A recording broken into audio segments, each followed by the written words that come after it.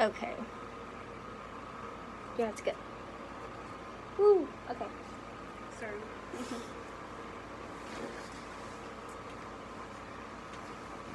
Hi, my name is Anna. I'm going to be your social worker for the time being.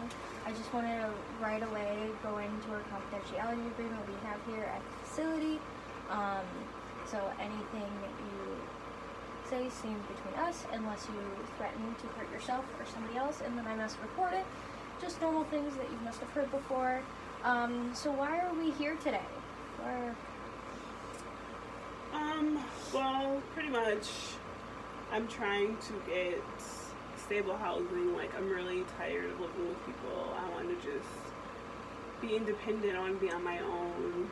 I feel like I've been under people's rules for a very long time, and I'm just ready to live my life, how I want to live it.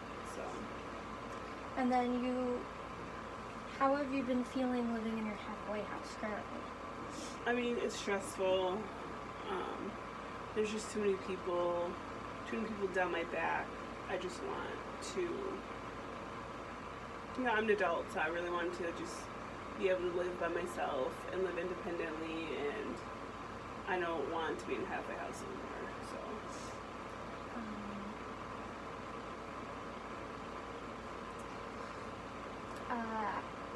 So you tell me how you ended up in this halfway house. Good question. Well, I had a pretty good family, I had a good upbringing. I was never hungry or on the streets or anything like that. But I just feel like once I hit 15, 16, my world kind of went down. I just kind of started lashing out, and I really didn't really know why or what was going on. And I started butting heads with my mom and with my dad, and there's a little incident when I threatened my mom and my little brother with a knife, and they didn't feel safe with having me in the house, so they sent me away, and they just sent me to treatment after psych ward, and I just was done with that. And so I met a guy, and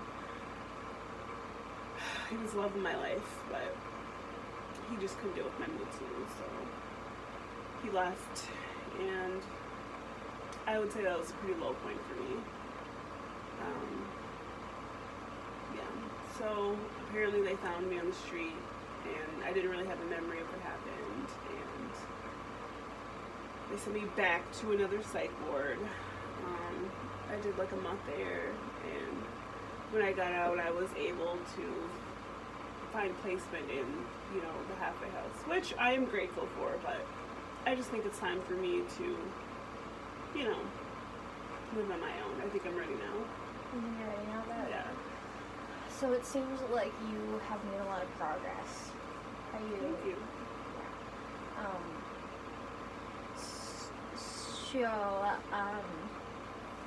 What is your plans for living alone as of right now?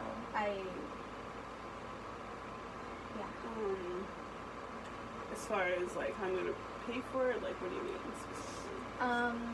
So what right now are you need help doing so that you can achieve your goal? I'm kind of low on cash, and the relationship with my parents is still kind of strained, so I want to be able to have a job that will pay enough for me to live by myself. But just given my mental health history, I don't really have that great of a resume. I don't really feel like I have that much to offer because I never really, I don't really have that. I feel like I don't have a great amount of skills just because I've spent most of my life on the run or in a psych ward. And so I'm trying to get into this on-the-job training program. I'm just hoping that, it will assist me with, finding a good job. So. All right. All those things are really great. The goals are really, it seems like you really thought this through, and that's really great.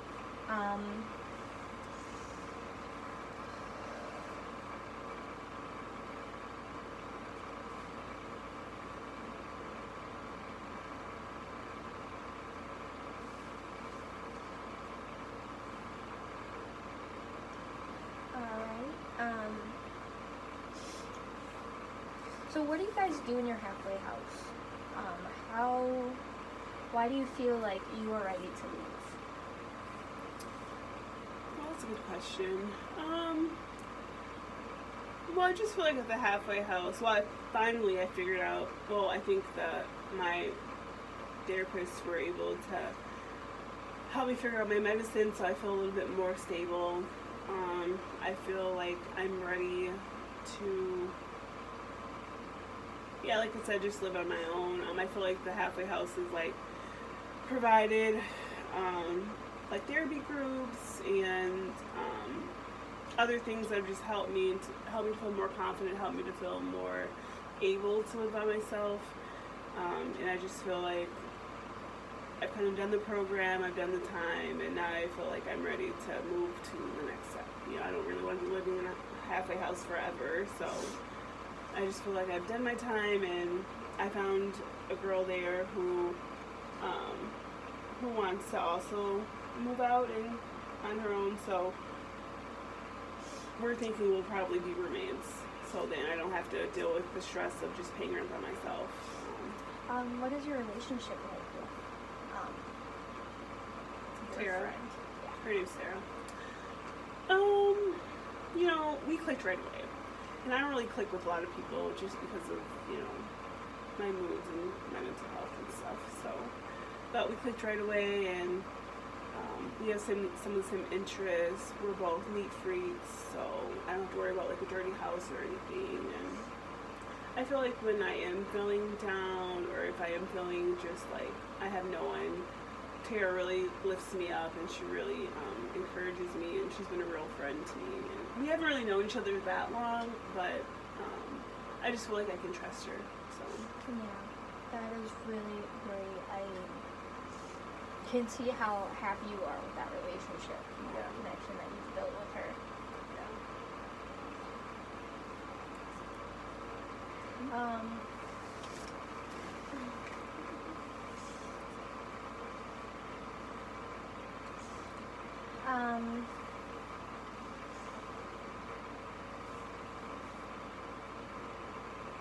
So what are some skills that you want to learn so that you can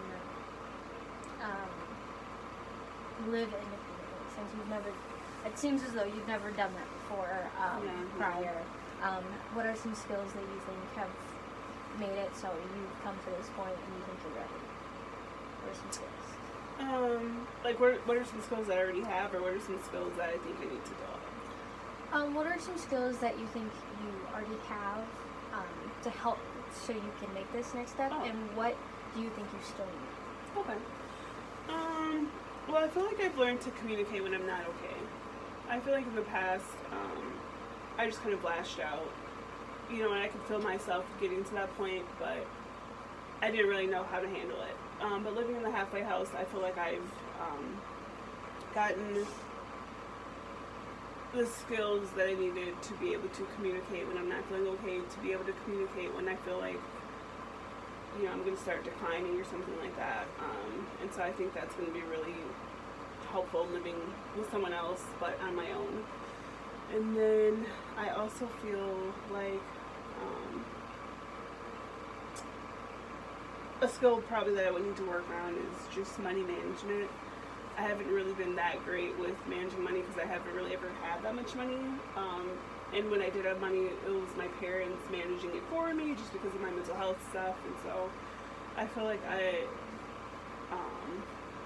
would be good if maybe you and I could work together on maybe showing me a budget or showing me,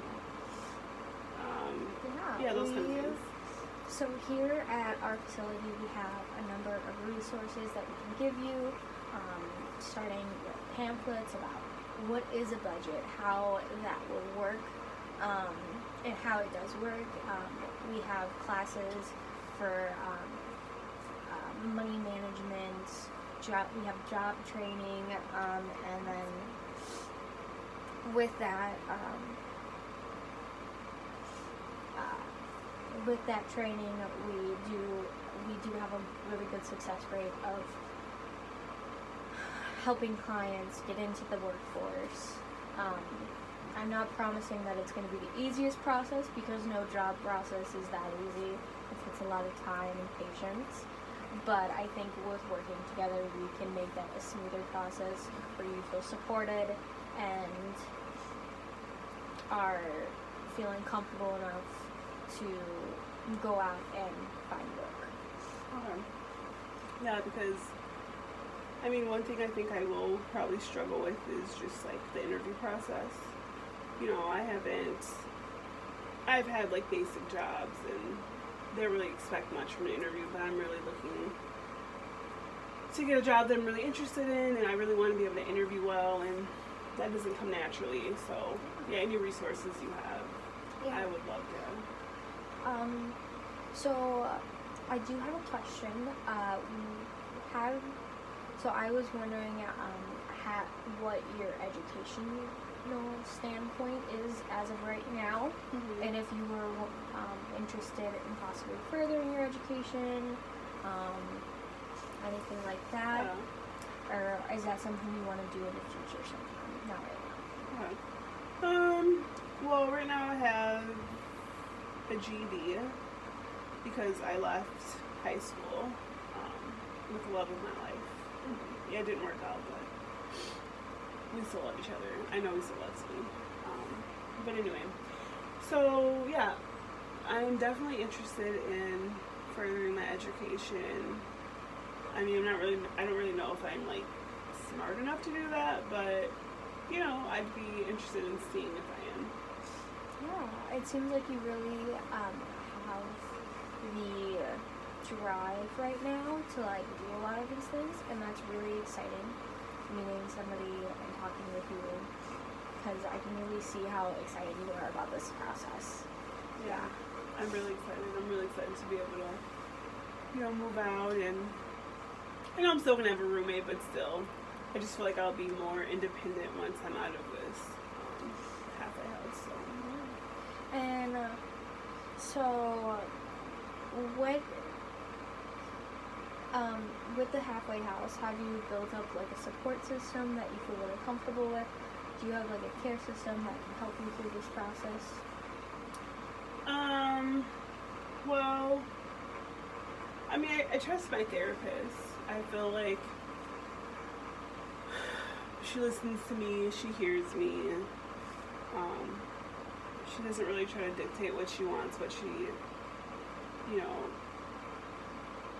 she makes me believe that I know the best about me, and so I really like her. That's really great. Yeah, Tara, like I told you about the girl I went to move with, she's awesome. I feel like I can count on her when things are going south. So really awesome to hear all of those things. Mm-hmm. So with all of those things, talking to you has really shown me that you really want this, and with that we can go, because we are running out of time, I'm going to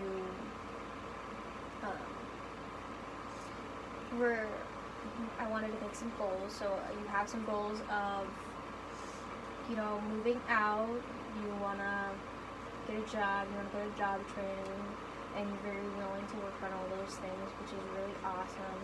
Is there any other goals that you have that you want to work on with us?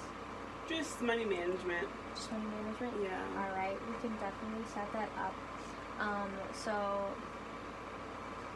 now that we have run out of time, I'm going to send you to the front desk. We're going to set up another appointment, and then when you come back, I will have a list of resources that we can knock out, and we can start planning for the future. I'm really excited to work with you. Thank you. And I've had a really great time getting to know you this session. Me as well. Thank you so much. Of course.